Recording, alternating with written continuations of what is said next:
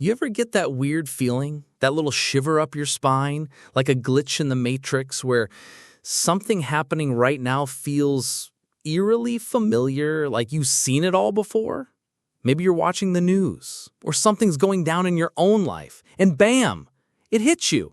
This strange sense of déjà vu. Not the exact same scene, maybe, but the same vibe, the same undercurrent.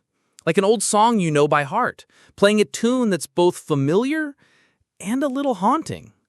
Is it just our minds playing tricks? Or is history itself like a giant cosmic playlist, stuck on repeat, with the same themes and patterns popping up over and over, just with different people and different outfits? Today, I want us to dive deep into these rhymes of history, these echoes that bounce across civilizations.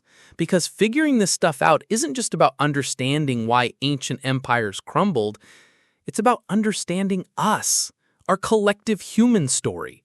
And maybe, just maybe, the currents shaping our world right this second. So, if you're ready to pull back the curtain on this epic drama, grab your coffee, your soda, whatever your go-to drink is, get comfy, and let's explore this together. You know, this whole "is everything just repeating itself" question, it's as old as dirt, basically. For thousands of years, brilliant minds from all over the world have been wrestling with this. Picture ancient Greece. You had guys like Polybius meticulously charting how nations rise and fall, like clockwork, boom and bust. Fast forward to the Renaissance, and there's Machiavelli breaking down how virtue, that special sauce of civic strength and societal skill, was the engine driving these same historical tides. Or jump over to the Islamic Golden Age, and you meet the legendary Ibn Khaldun. He talked about asabiya. Think of it as this super strong sense of we-ness, that invisible glue holding societies together, and how when it weakened, entire civilizations could unravel. So, what's the common thread tying these thinkers together, even though they were centuries and continents apart? The answer, folks, is probably staring right back at us in the mirror. Human nature. Yep, us. Our tech is mind-blowing. Our cities scrape the sky. Information is literally at our fingertips. But deep down, our basic desires, our ambitions, our fears, how we love, how we fight, how we react to winning and losing, how much do they really change? It's like we're all running on an ancient operating system, one that hasn't had a major update in millennia. And this system, no matter how fancy the new hardware is around it, seems hardwired to run similar, often predictable scripts. Kind of creepy when you really let that sink in, right? Now, how does this unchanging human nature actually play out when we look at the big picture of great civilizations, those colossal empires? Trust me, it's like we've all bought tickets to a timeless blockbuster, a movie that's been remade and re-released countless times throughout history. So let's dim the lights and take a closer look at the recurring acts of this grand and sometimes tragic Hollywood cycle. Every great story starts with a spark, right? Act 1 of our epic kicks off with what we could call the age of the hustle, or the era of bold moves. There's this raw, untamed energy in the air. Often it's a small group, maybe outsiders, fired up by almost reckless courage, a can-do spirit, and a burning passion to build something totally new from scratch. Think of those first pioneers charting unknown territories, or the sheer grit of a handful of folks forging a nation against all odds. This is pure, unfiltered, and often unstoppable force. But this explosive energy, this initial burst, doesn't stay wild for long. It naturally starts to get organized, more disciplined. And so, in Act 2 of our movie, The Age of Expansion, that initial spark transforms into deliberate growth, a calculated drive to get bigger and stronger. Armies are built, borders are pushed, new flags are planted. There's this incredible confidence, a feeling that nothing can stop us now.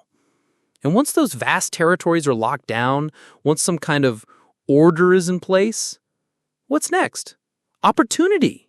And this is where our epic shifts into the age of commerce and getting rich. The tales of heroic warriors start to fade, replaced by stories of savvy entrepreneurs, massive trade deals, and booming economies. Prosperity starts flowing like a mighty river, and the main goal, for a lot of people, becomes making more money, gaining more influence. Now we hit the flashiest, most spectacular scenes of our movie. The peak of prosperity, or the golden age of bling. Everything glitters. Fortunes are massive, power is absolute, luxury and extravagance seem endless. Huge projects, nonstop celebrations. It all looks perfect, doesn't it? But hang on. Every shiny coin has a flip side. Right at this peak, that spirit of sacrifice from the early days, that sense of us, often starts to slowly morph into me, into personal gain, a creeping selfishness. From the outside, the empire looks amazing, but on the inside, without many realizing it, the foundations might be quietly, almost invisibly, starting to crack. Of course, all that wealth and stability don't just create luxury, they also fuel brains, art, and culture.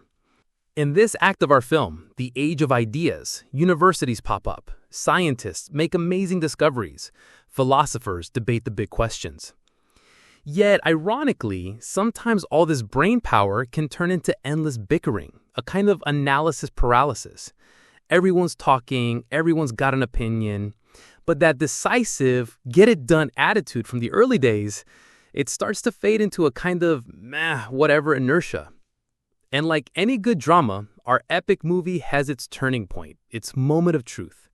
Unfortunately, this turn is often downhill, leading us into the age of burnout and breakdowns, the era of decline.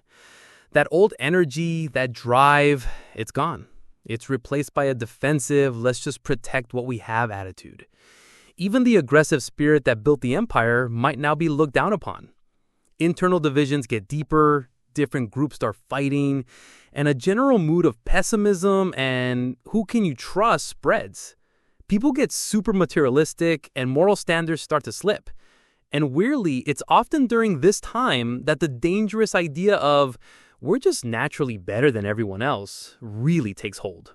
They start thinking the hard-won successes of their ancestors were just because they were born special, a birthright, not something earned. And this downward slide, unless a miracle happens, leads us to the inevitable final act of our film, the road to ruin. That sense of common purpose, that we're all in this together feeling, has totally vanished. It's every person for themselves, a mad scramble for self-interest. Society itself seems to fall apart, to shatter into pieces. And the most tragic loss, the biggest failure, the will to defend their way of life, their values, to make sacrifices for what they once believed in, is gone. Because they've long forgotten what it took, what blood, sweat, and tears went into building it all in the first place. Pretty chilling cycle, isn't it? And one that seems to play out with an almost spooky regularity. Now, here's something that always blows my mind. This entire cycle, across different empires and different times, seems to take about the same amount of time to play out.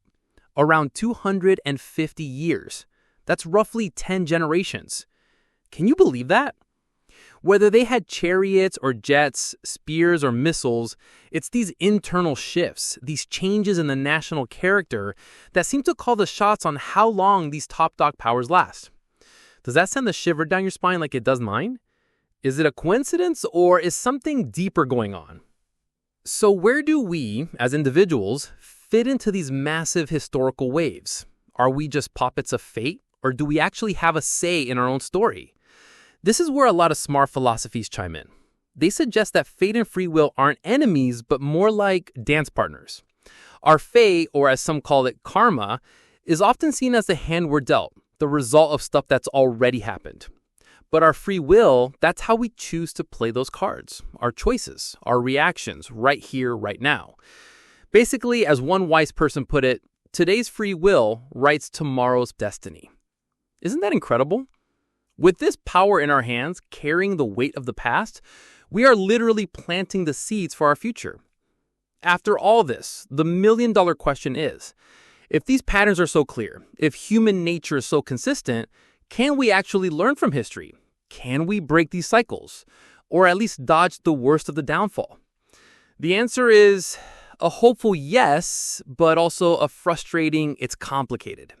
Yes, the lessons are all there, written in the history books. But seeing them, really getting them, and then doing something about them, that's the tough part. It takes guts. The guts to face uncomfortable truths, things that shake up what we believe. It means having an open mind, to look beyond our own national stories, our own bubbles. Because let's be real, sometimes the way history is taught or spun is designed to stop us from learning those very lessons. And then there's our classic human habit of thinking, it won't happen to me, or it can't happen here, right? The alarm bells are ringing, but we either don't hear them or we just hit snooze, until it's often too late. So is there no hope? Are we just stuck in this loop forever? No, absolutely not. Because remember that decline or decadence we talked about, it's mainly a mental and moral slump within a community. It's not like a biological disease we can't escape. And you know what that means?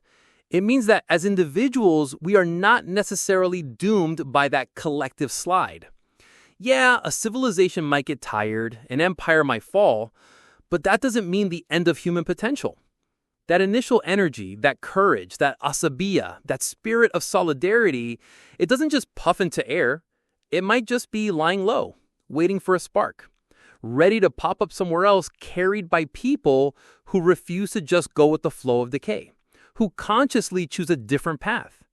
And this is why when we look at history, not just as a bunch of old, dusty stories, but as a living, breathing guide that's constantly trying to tell us something, when we try to understand it honestly as the shared story of all of us, with all our wins and fails, maybe then things can start to change. Maybe then we can learn to dance to the rhythm of those rhymes in a way that actually helps us all. What do you think? After this pretty deep dive, what's rattling around in your head? Do you see these historical cycles, these unchanging human traits playing out in your own life or in the world around you? Does knowing this change even a tiny bit how you might look at things or the choices you might make tomorrow? Thanks so much for hanging out with me for this one. Thinking about this stuff, talking it through, it's always a big deal for me. I'm really looking forward to reading your thoughts, your insights on these whispers of history down in the comments. Maybe you've noticed some rhymes of your own that you'd like to share. Remember, curiosity is our best compass. Until our next video, where we'll tackle another mind-bending topic together. And to join our journey exploring the fascinating intersections of human curiosity and our amazing world, don't forget to subscribe and hit that notification bell. For now, stay curious, my friends.